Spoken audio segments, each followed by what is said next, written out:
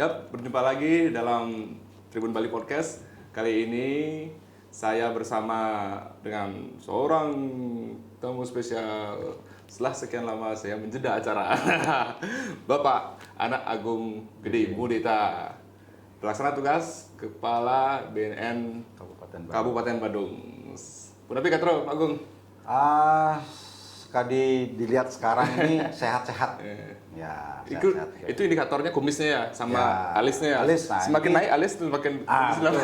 Ini mungkin bisa yang sampaikan sedikit nih, alis ini ciri dari Puri Karangasem. Ada sentan terus kan? Ya. Kenapa seperti itu? Mungkin dari awalnya mungkin semeton tiang sami mungkin alisnya tebal-tebal. Nah, makanya Dia nggak tebal, kan? Sebenarnya dia tipis. Oh, tipis. Gitu. Lihat alisnya Pak Agung nih ya jadi ingat film-film kungfu dulu. Ya, Yang alisnya betul. naik-naik. Apalagi kalau baru bangun nih biasanya naik nih alis ini. Itu ya. Kadang-kadang ini sendiri dia naik gitu. Pak Agung sudah berapa lama tugas di Kabupaten Badung sebagai Kepala BNN? Baik, jadi kami di sini bertugas sebagai Kepala BNN di Kabupaten Badung kurang lebih setahun lah di sini. Ya, jadi sebelumnya kami bertugas di BNN Provinsi Bali selaku Sebagai? Kasih Penyidikan. Jadi di 2018, jadi Kasih Penyidikan sana kita di bagian pemberantasannya. Jadi kita melakukan penyidikan terhadap para yang penyalahgunaan narkoba itu ya, kasus-kasus narkoba di tempat kami yang nangani. Gitu. Tukang berantas ya? Ya, tukang berantas katanya. Ya. Jadi masuk dengan wajah beliau yang yang sangar, dalam posisi pemberantasan. Tapi sekarang kalau saat jadi Kepala BNN Badung ini wajah beliau friendly loh. Jadi buat kawan-kawan yang mau misalnya rehabilitasi, Ya, betul. yang mau jujur dengan kondisi diri tentang penyalahgunaan narkoba, datang ke sini. Beliau tuh friendly, tenang. Itu salah satu semeton. Kalau semeton memang ada indikasi sebagai pecandu, ya penyalahguna narkotika, jadi mau melaporkan diri secara sukarela ke BNN, ya ke BNN, jadi akan kita rehabilitasi, ya secara gratis, ya, secara gratis, ya. Kemudian identitas pun akan kita rahasiakan, tidak akan kita sebarluaskan kok. Itu Kode etik seperti itu ya? iya, itu sudah menjadi kode etik kita di BNN. Jadi apabila semeton ada yang dengan sukarela, ya dengan sukarela melaporkan diri ke BNN, BNN terdekat di mana saja seluruh Indonesia, itu akan kita rehabilitasi. Rehabilitasi pun akan gratis, identitas pun akan kita rahasiakan, tidak akan kita publikasikan. Ya. Jadi itu semeton, ya. Gitu. Saya mau tes urin juga sih, Boleh, ya. Jadi gini semeton, apabila semeton bekerja ya di suatu instansi, apabila akan ada tes urin, nggak usah takut, ya nggak usah takut. Seandainya semeton misalnya ada indikasi, ya mungkin pakai atau sebelumnya pakai atau ada obat, itu pun apabila ada hasilnya positif atau ada kita curiga pakai narkotika, itu pun tidak akan kita sebarluaskan kok. Ya, itu akan kita tetap identitas kita rahasiakan, hanya instansi pimpinan yang di sana saja yang mengetahuinya. Itu salah satu. Ya, kenapa identitas kita rahasiakan? Apabila semeton itu seorang karyawan, ya pelajar, jadi bisa masih tetap bekerja. Itu intinya. Apabila masih sekolah, masih bisa tetap menjalankan sekolah. Jadi termasuk tempat bekerja, tempat sekolahnya pun tidak akan kita publikasikan. Jadi itu untuk menjaga privasi. Jadi itu kerahasiaan itu benar-benar dijamin. Betul kita jamin, kita jamin kerahasiaan. Karena atas pertimbangan masa depan juga Ya, betul. Keberlangsungan karir kerja, Ya. keberlangsungan pendidikan. Betul, itu. Kalau saya tes urin di sini kayaknya saya positif tua. Tua. Nah, kalau kita di sini di BNN kita menggunakan 7 perimeter. Jadi maka itu apabila akan ada tes urin misalnya di satu instansi, apabila semeton ada mengkonsumsi obat-obatan, sebaiknya bilang dulu kepada petugas. Jujur, Ya. Jujur bahwa kita konsumsi obat. Ya, jujur sehingga kita tahu obat ini yang dikonsumsi gitu. Jadi tidak kita curiga kepada semeton yang itu yang ada. Tapi hasilnya itu kelihatan nih Pak Agung. kelihatan dari 7 parameter itu. Misalnya memakai obat apa Ya. untuk pertimbangan kesehatan ya, Ya, itu kelihatan jenisnya dia pakai. Kelihatan. Kalau Kelihatan. pakai misalnya Misalnya narkoba, obat-obatan itu mengandung benzo misalnya, itu kelihatan ya. Itu kemudian apabila narkoba pun misalnya ada mereka pakai sabu itu ada di amfetamin kelihatan gitu, dari memakai ekstasi, metamfetamin kelihatan gitu. Itu kelihatan nanti dari hasil tes kit yang kita bawa itu. Dari urinnya itu akan kelihatan. dari sekian banyak tes yang sudah Pak Agung lakukan, yang paling banyak itu pemakaian apa? Terus terang kalau kami di Kabupaten Badung, kami bilang BNN Kabupaten Badung, selama kami melaksanakan tes urin baik terhadap instansi pemerintah maupun instansi terkait ya, kalangan perkumpulan itu juga sampai saat ini belum ada yang indikasi positif, negatif semuanya. Jadi bersih semuanya. Bersih. Sepanjang kita melakukan tes urin, ya itu semuanya bersih. Jadi Bersinar negatif semua. Ya bersinar semuanya. Itu yang kita harapkan. Kita mengharapkan Badung itu menjadi Badung bersinar. Jadi Badung bersinar bukannya disorot sama matahari tembus, bukan. Bersih dari narkoba. Untuk itu Semeton kami ajak, Semeton kami sampaikan jauhi narkoba. Jauhi narkoba karena narkoba itu tidak ada gunanya. Ya, hanya akan merugikan diri sendiri, merugikan keluarga, lingkungan. Bukannya kita saja yang malu, lingkungan pun akan malu. Itu Semeton. Makanya dan juga narkoba itu sangat merugikan. Ya, dari harta, ya dari semua lah. Karena orang memakai narkoba berhenti dia memakai narkoba setelah dia naik R3. Kuning, Rong beli 3. Darman. Itu maksudnya. Setelah melinggih di Rong 3 baru selesai itu orang memakai narkoba itu. Masih dia hidup, tetap dia ingin memakai narkoba. Karena katanya itu kalau udah kecanduan narkoba itu nggak bisa disembuhkan ya. Iya betul. Kalau narkoba itu tidak ada obatnya, ya. Narkoba itu tidak ada obatnya. Kalau kita sakit, misalnya pilek, batuk kan ada obatnya, ya. Kalau orang pakai narkoba itu hanya bisa kita pulihkan, ya. Nah ini sambil kita santai beli Darman ya. Pulihkan dan Sambil penyakit. sambil kita Suksema ngopi-ngopi di sini, sambil santai di sini. Suksema, Bu. Tuh. Nggih.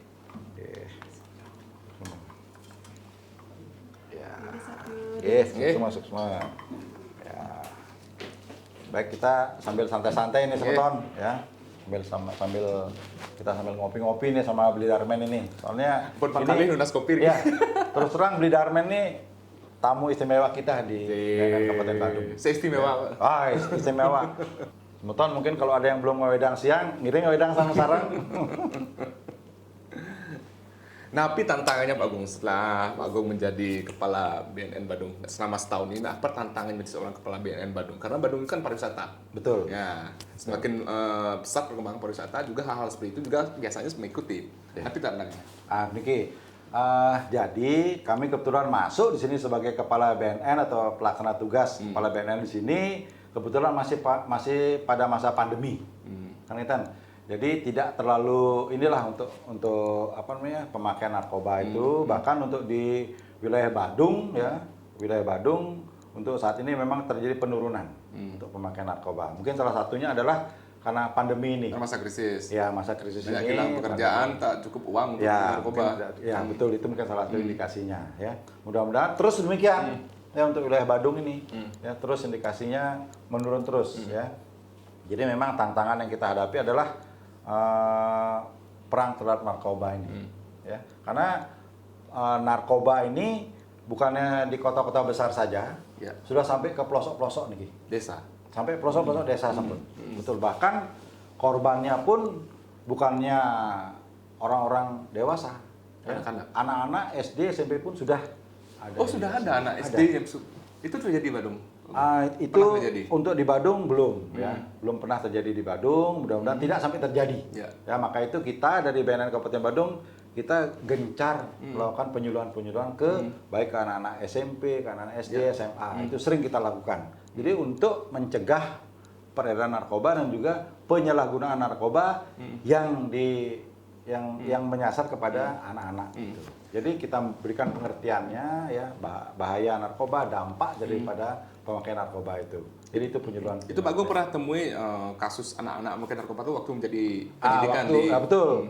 Waktu kami sebagai kasih penyidik di BNN provinsi memang pernah kita menangani anak-anak ya, pernah kita menangani anak-anak, bahkan anak-anak itu dia diiming-imingi ya, diiming-imingi oleh pengedar itu karena apa? Dia bisa mengedarkan atau naruh narkoba itu di satu titik itu upahnya 50.000. Bayangkan semeton. Kalau anak SD, SMP dikasih upah 5.000 satu titik 50.000 ya. Bayangkan kalau sehari dia bisa misalnya sampai 5 lokasi titik itu tinggal dikalikan. Betapa tidak menjanjikan narkoba itu kan? Gitu. Makanya kita amankan, kita tanya, akhirnya karena masih di bawah umur ya kita proses sesuai dengan hukum yang berlaku. Ya. Gitu. Anak itu tahu bahwa yang dia tempel itu narkoba. Kadang-kadang anak-anak itu dibohongi sama para penyuruhnya, pengedarnya yang nyuruh itu gitu. Bandarnya lah kira-kira pengedarnya itu kadang-kadang anak-anak itu dibohongi ya. Disuruh naruh, nanti misalnya dia disuruh foto. Kamu setelah naruh, kamu foto. Nah, fotonya itu kirim ke saya. Nah, gitu anunya. Si yang nyuruh itu, si pengedar itu gitu. Jadi nanti apabila ada orang beli, dia tinggal mengirimkan alamatnya aja. Itu.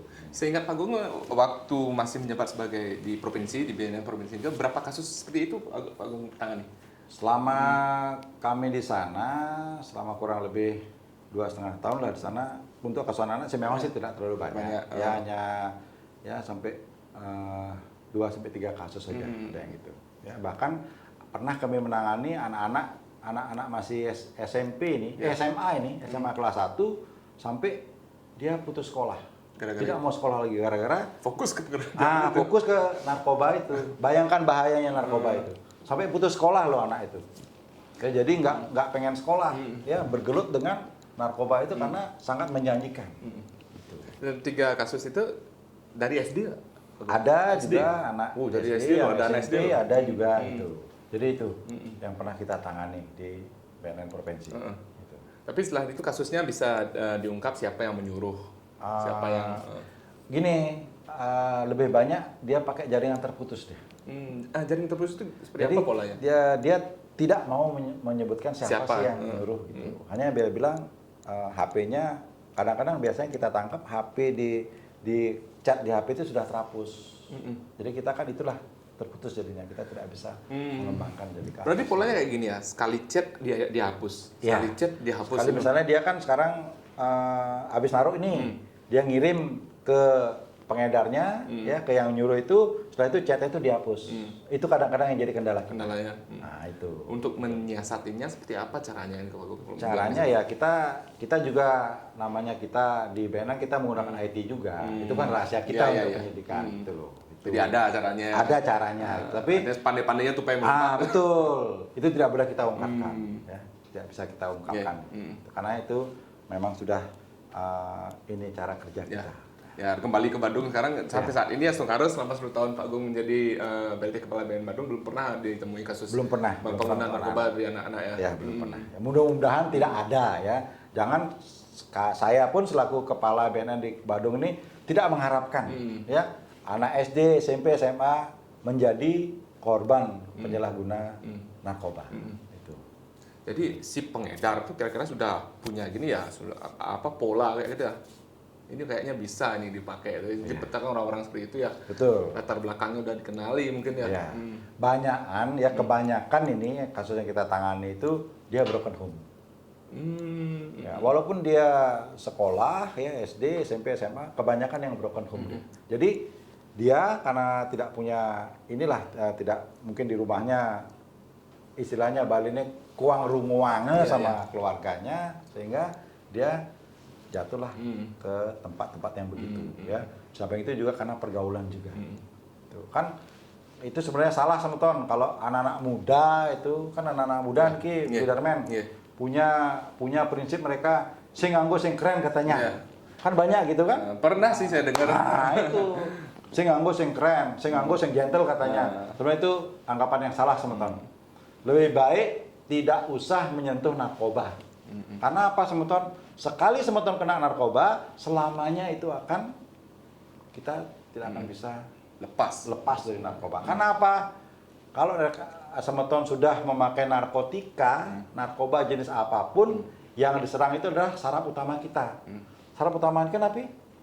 Otak yang dicari. Nah, kalau sudah otak kita terserang virus narkotika, ya, zat narkotika itu sulit akan diobati.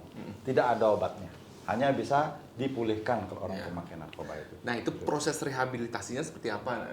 Ketika ada seorang pecandu datang ke sini, ke BNN, nanti proses rehabilitasinya seperti apa? Gini semeton, apabila semeton mau melaporkan diri secara sukarela ke BNN terdekat, jadi pertama awalnya kita terima dulu, ya, kita screening nantinya, ya. Misalnya saya nih, halo ya. Pak Agung, jujur saya pecandu sudah sejak berapa tahun lalu, sekarang saya ingin direhabilitasi, ingin berhenti, mencoba berhenti karena banyak hal yang sudah saya korbankan, uang saya hilang, pacar pergi meninggalkan. Jadi sekarang dan cita-cita saya ke depan saya nggak tahu seperti apa. Jadi sekarang saya mau menyerahkan keadaan saya Pak Agung seperti apa nanti Pak Agung. Tapi saya tidak punya uang sepeser pun. Jadi beli sekarang ini sudah sadar ceritanya nih. Jadi gini, baik kita terima, kita ada nanti ngisi form, ya, identitas tetap kita isi di sana, ya, kemudian kita melakukan asesmen, ya, kita asesmen, misalnya beli Darmen, kita asesmen dulu untuk mengetahui sejauh mana tingkat ketergantungan daripada narkotika tersebut. Ini metodenya kayak seperti apa? Dokter yang menangani. Oh iya. Dokter kita sama psikiater nanti yang menangani. Kita punya di sini.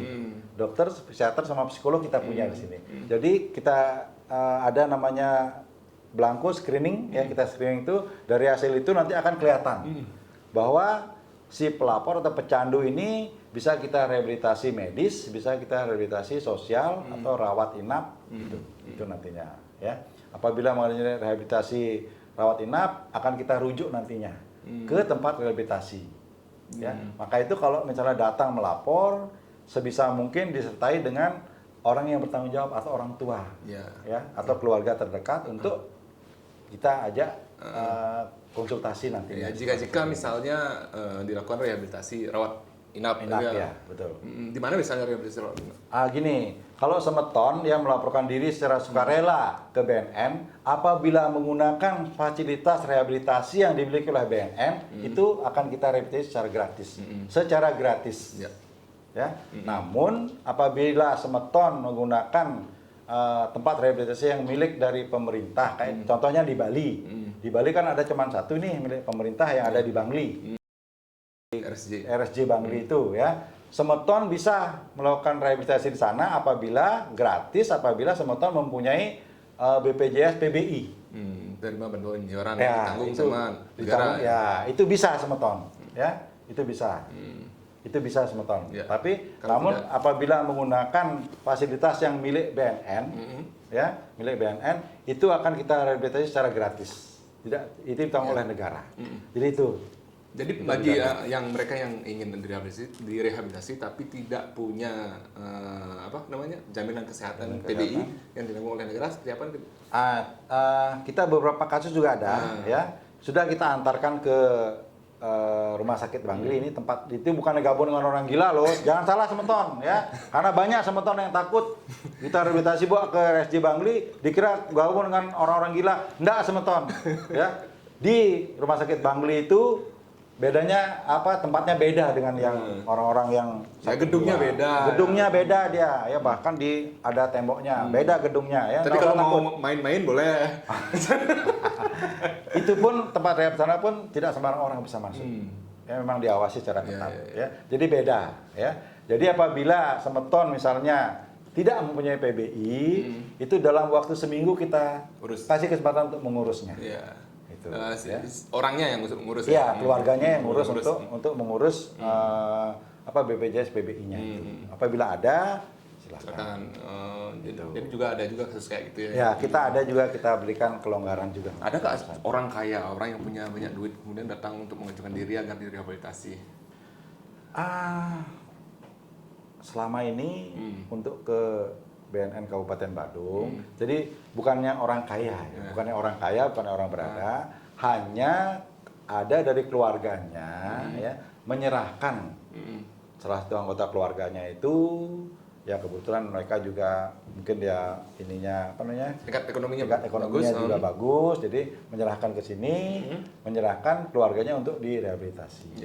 Ya, kita laksanakan di sini. Kebetulan hasil daripada asesmennya dia bisa kita laksanakan rehabilitasi rawat jalan, jadi tidak perlu menginap. Ya, jadi rawat jalannya kalau konsultasi, dapat konseling, penanganan, dapat obat, pulang. Ya, gitu. Jadi setiap minggu kita wajibkan dia datang ke sini. Ya, setiap datang ke sini tetap kita tes urinnya. Tiap minggu. Ya, sebelum dia melakukan rehabilitasi itu, ya konsultasi itu tetap kita tes urin dulu.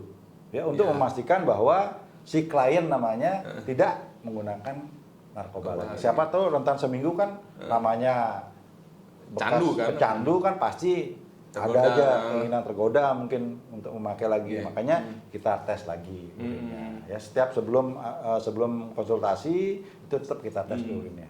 Baru kita lanjutkan dengan konsultasi. Jadi setiap minggu tes urin ini ya. Setiap konsultasi setiap minggu tes urin. Betul, selama berapa kali pertemuan? Kita di sini kalau untuk rawat jalan itu selama 8 kali pertemuan. Rata-rata bisa rata-rata bisa dipastikan bahwa 8 kali pertemuan itu ada progres atau gimana, atau udah bisa dilepas setelahnya atau gimana? Jadi gini, setelah 8 kali pertemuan kita lihat hasilnya, ya. Apabila sudah bagus itu pun setelah melaksanakan rehabilitasi rawat jalan itu tidak akan terlepas begitu saja, ya. Setelah itu ada lagi program pasca rehab namanya. Pasca rehab. Jadi kita tetap monitor. Itu berlanjut. Ya. Itu berlanjut. Ya, kita datangi ke rumah klien kita. Itu tetap kita ajak konsultasi, ya kita ajak. Kita tanya juga situasi di lingkungan itu bagaimana terhadap si orang yang sudah melaksanakan rehabilitasi rehab. Rata-rata yang melaksanakan kegiatan demikian di BNK Badung, mereka syukurlah mereka sudah mau meninggalkan, ya mau menjauhi narkotika tersebut.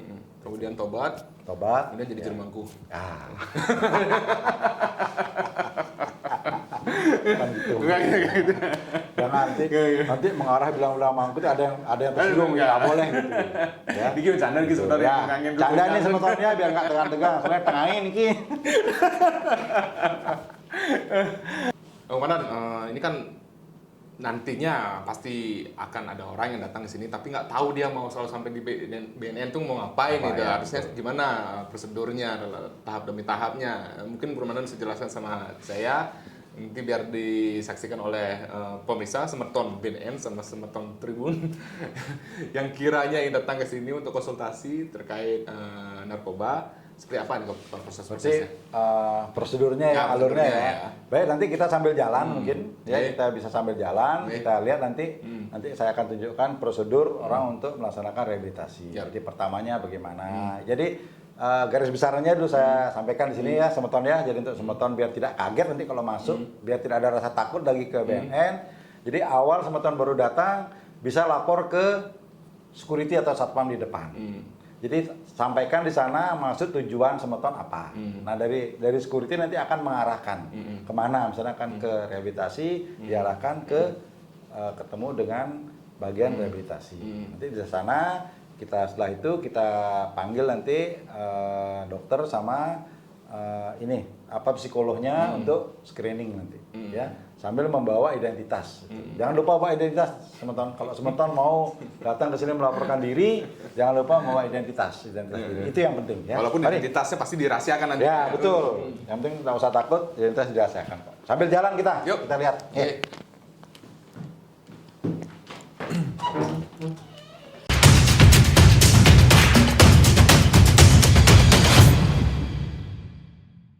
Baik Semeton, jadi di sini kita sekarang sudah ada di kantor BNN Kabupaten Badung. Jadi apabila Semeton mau rehabilitasi, ya melaporkan diri secara sukarela, akan direhab. Jadi prosedurnya adalah pertama Semeton datang ke sini ke BNN Kabupaten Badung, tidak usah rasa takut, ya. Semeton bisa diantar oleh keluarga, ya. kemudian melapor ke security, ada security di depan. Ya, setelah melaporkan, maksud tujuan Semeton datang ke sini ke BNN untuk rehabilitasi.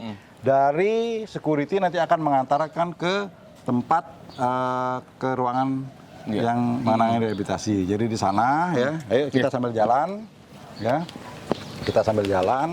Nanti diantarkan, Semeton diantarkan oleh security. Ya. Ini nuansanya biru ini, banyak nuansa birunya. Nuansa BNN kan kita identik dengan warna biru. Biru ya. Ya, termasuk bajunya juga biru di BNN. Jadi nggak ada unsur lain loh. Gitu ya. Jadi itu setelah rekan-rekan setelah Semeton melapor ke security, jadi akan diantar oleh security. Jadi maksud tujuan akan rehabilitasi, nanti akan diarahkan Semeton duduk dulu di sini di ruang tunggu, sementara security mencari atau menyampaikan ke Petugas yang ada di dalam. petugas rehabilitasi. Nah, di sini tempat petugas rehabilitasinya di sini ya. Jadi security akan menyampaikan, ini kebetulan konselor kami ya, staf-staf kami yang Ibu. nah ini ya. Jadi dari sini security menyampaikan bahwa ada Semeton yang akan direhabilitasi. Nanti salah satu dari petugas sini,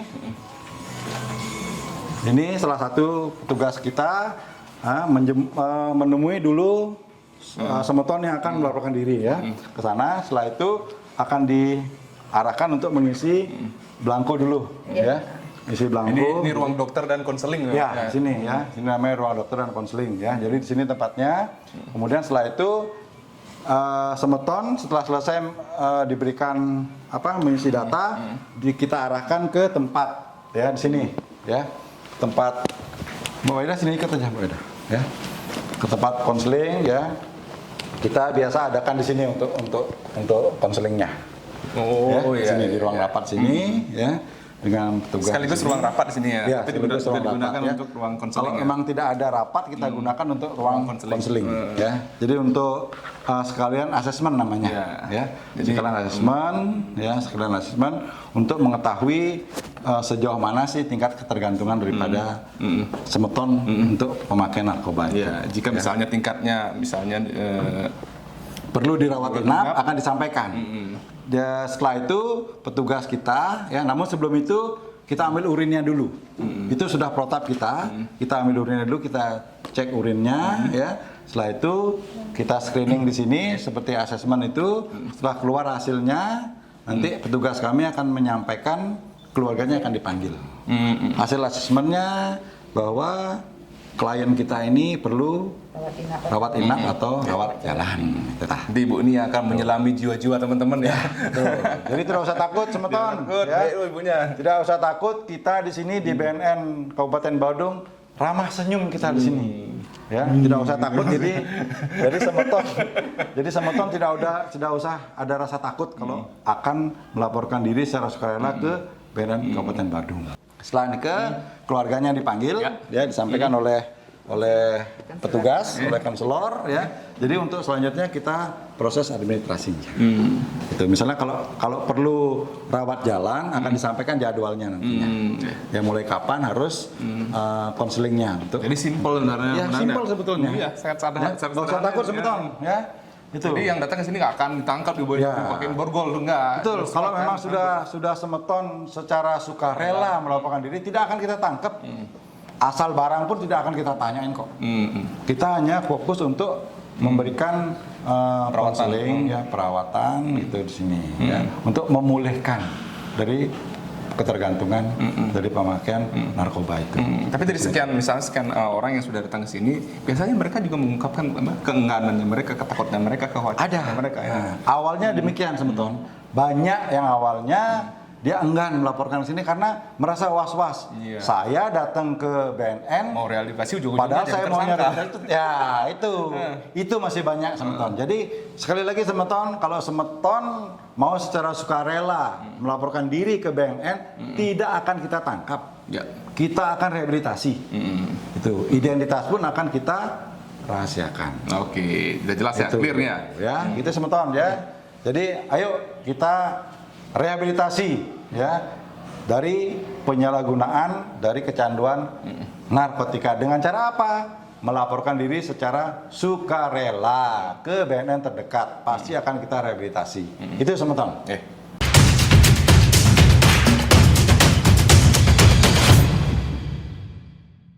Oke, kali ini saya ada di dalam mobil podcast. podcastnya BNN Badung. Ini berasa kayak di kedai kopi juga ya. Ada display-displaynya, ada always believe in yourself, yes you can. Artinya pesan-pesan vibes positif ya, membangun. Kalau dikaitkan dengan mereka atau kawan-kawan kita yang sedang candu narkoba dan ingin sembuh, ini kata-kata mulianya sudah tempel di sini ya. Ini sejak kapan ini punya mobil keren gini kok? Gini Semeton, jadi kita punya mobil ini sudah lama sebenarnya. Ya sudah lama, dari tahun 2019 kita sudah punya mobil ini. Bahkan mobil ini sudah sering kita pakai podcast. Ya podcast keliling ya. Bersama murid-murid ya. Pernah kita podcast dengan orang yang punya prestasi, berprestasi di bidang olahraga. Sekarang podcast sama orang yang nggak pernah punya prestasi. Prestasi juga dong. Itu Biarman ya. Jadi kita gunakan ini sebagai sarana podcast kita juga untuk mengenalkan pada masyarakat. Kita sambil jalan, sambil mengenal, oh itu ada mobil dari BNN Kabupaten Badung. Ya, padahal kita di dalamnya ada kita nonton podcast ini. Jadi kita mengenalkan juga gitu. Pernah nggak kejadian waktu mobil ini lewat, orang-orang pada kabur? Enggak. Sambil jalan ini, kita nggak kelihatan sebenarnya. Mobil ini sebenarnya Semeton dua fungsi nih Semeton. Ya. Satu untuk podcast, satu lagi bisa kita gunakan untuk tes urin secara keliling. Jadi bisa mobiling ya. 3 juga, ini buat camping bagus juga nih. Ada campernya di atas tuh, buka tenda gitu loh. Nanti buat teman-teman di BNN tuh kalau mau camping tuh pakai mobil ini. Ini juga sering kita pakai kalau kita ada pameran, kita bawa juga kendaraan ini. Ya kalau kita ada suatu kegiatan dari BNN, ini kita bawa mobilnya. Karena mobil ini lengkap juga dengan gambar-gambar untuk pengenalan tentang narkoba. Ada juga mobil ini. Bahaya narkoba. Narkoba ada juga ya. Itu kita mobilnya kita lengkapi memang untuk itu ya. Oke, Pak Agung, sekarang kita bahas kasus yang di Badung. Kemarin juga kayaknya Polda Bali menangkap yang ada di Kuta gitu ya, ada peredaran narkoba, bahkan produksinya itu ada di rumah gitu ya. Ya dari BNN seperti apa itu terkait kasus tersebut, seperti apa nanti BNN masuknya? Baik, jadi gini Semeton, jadi kita dari BNN tetap kita bersinergi dengan pihak kepolisian, ya. Kita saling memberikan informasi. Dan apabila dari pihak kepolisian ada menangkap seperti yang Bli Darmain bilang, ada tempatnya, ya tempat penyimpanan atau itu, kita tetap bersinergi, kita saling memberikan informasi. Jadi sama-sama nanti kita dengan polisi, kita menjadi tempat itu kita tetap akan kita awasi. Walaupun sudah terjadi penangkapan sebelumnya, tetap kita awasi. Bahkan mungkin Semeton sudah baca di media atau lihat di media beberapa minggu yang lalu dari BNN Provinsi, mungkin sudah masuk di berita juga, ya. Kita dari BNN Provinsi sudah melakukan penangkapan terhadap apotik. Apotik ini biasanya identik dengan jual obat kan, obat-obatan ya, kita obat batuk, pilek, pusing semua. Ini beda Semeton, apotik narkoba, ya di wilayah Buleleng itu pun kepada sudah tepung ya? Ada tepung, ada kristal. Tuh ya. Jadi itu sudah kita ungkap, itu ditangani oleh BNN Provinsi. Bahkan kemarin juga sudah dirilis kasusnya. Ya itu sedang kita tangani sekarang. Jadi itu bentuk sinergi kita dengan kepolisian. Gitu. Apa kira-kira yang menjadi sulit memantau pergerakan mereka, terutama untuk bandar-bandar ya, dan sampai akhirnya membuat fabrikasi ya? Kenapa mereka sampai bisa akhirnya membuat pabrik segitu besar dan namanya beroperasi tapi baru diketahui? Salah satu kendala kita adalah jaringan mereka adalah jaringan terputus namanya. Ya, jadi antara orang yang kita tangkap dengan bandar besarnya itu terputus. Jadi dia mengatakan tidak saling mengenal. Itu salah satunya. Sehingga kita tetap melakukan penyelidikan. Setelah sekian lama, barulah bisa kita mengungkap itu awalnya. Ya. Pabrik yang berdiri itu kebanyakan ada di pemukiman, di tengah-tengah pemukiman atau jauh dari pemukiman, tempatnya terisolasi atau tersembunyi? Nah, jadi gini teman-teman, untuk tempat pabrik narkotika itu dia tidak mengenal tempat. Ada juga di perumahan, di kamuflase, bahkan di perumahan-perumahan elit ada. Itu di kamuflase di sana, perumahan itu. Padahal dia pakai produksi narkoba. Nah, kita pun apabila dari kepolisian, dari BNN melakukan penyelidikan dulu atas informasi dari masyarakat. Nah, kita ada penyelidikan.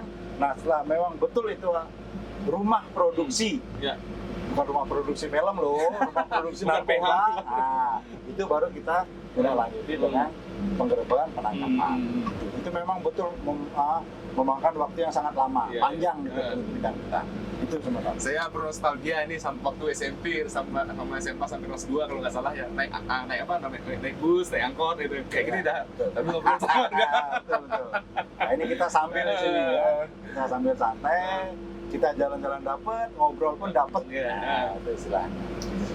Kira-kira seberapa susah sih memberantas narkoba itu? Nah, jadi gini teman-teman.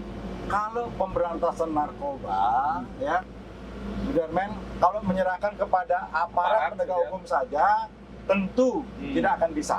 Ya, untuk itu kita mengajak seluruh lapisan masyarakat untuk bersama-sama perang melawan narkoba. Ya, perang melawan narkoba itu sehingga bisa kita mengurangi peredaran. Karena apa? Narkoba itu apabila permintaan sedikit, maka supply-nya akan berkurang. Sehingga program kita dari BNN ini adalah itu yang kita sampaikan tadi, rehabilitasi. Kenapa? Apabila pecandu dan penyalahguna narkoba itu sudah kita rehabilitasi, sehingga demand-nya otomatis permintaan akan berkurang kan, supply pun akan berkurang. Itu ya, itu salah satu cara kita untuk mengurangi peredaran narkoba. Sekarang pariwisata berangsur pulih. Ya, ada nggak strategi khusus dari BNN untuk menanggulangi peredaran narkoba? Betul, kita tetap terutama di tempat-tempat yang kita sudah curigai atau tempat-tempat yang sudah kita petakan ini rawan, itu tetap akan kita awasi. Apalagi sekarang kita tahu pariwisata sudah mulai pulih, kita tidak mau lagi khususnya Badung loh sudah terpuruk dengan pariwisata, ditambah lagi nanti banyak korban narkotika sehingga kita dari BNN dan kepolisian bekerja sama. Jadi kita sama-sama mengawasi tempat-tempat yang kita anggap rawan tentang peredaran narkoba. Nah, teman-teman, jadi dalam waktu dekat ini kita akan melaksanakan peringatan Hari Hani, ya. Hani itu bukan gitu. Hani itu adalah Hari Anti Narkotika Internasional. Kebetulan teman-teman untuk tahun ini dipusatkan di Bali kegiatannya.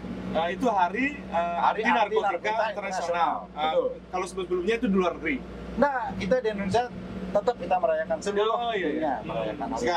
Dari provinsi ke provinsi ya, betul. Dan tahun ini akan ada di Bali. Ya, di mana dipusatkan? Dipusatkan di Nusa Dua nantinya. Ya, upacara dipusatkan di Nusa Dua. Kemudian, namun sebelumnya akan ada namanya Prahani sebelum Hani. Ya, sebelum Hani kita akan mengadakan kegiatan Smash on Drug Internasional. Smash on Drug itu adalah lomba tenis meja tingkat internasional. Jadi beberapa negara sudah ada masuk untuk mengikuti kegiatan tersebut. Ya, itu kegiatan itu akan diadakan di kampus Unut Jimbaran. Ya, di tempat itu Prahaninya. Ya, Prahaninya ya kita adakan lomba tenis meja internasional. Ya, kemudian peringatan puncak Haninya, honeymoonnya, hari H-nya kita adakan di Nusa Dua nantinya, peringatan puncaknya ya di Nusa Dua. Kemudian setelah itu juga akan ada lomba nyanyi tingkat internasional juga. Itu mungkin kegiatannya akan dilaksanakan di bulan Juli nanti.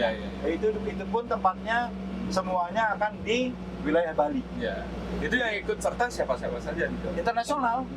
Dari beberapa negara, ya, dari beberapa negara sudah ada ikut. Instansi atau lembaga resmi atau juga umum, serta masyarakatnya? Umum, kita masyarakat umum. Ya, bahkan nanti pada saat lomba Smash Drug Internasional itu ada juga pemain-pemain nasional kita juga ikut bertanding. Gitu, ya. Jadi untuk tahun ini sebetulnya HANI ya, Hari Anti Narkotika Internasional itu akan dipusatkan di Bali kegiatannya.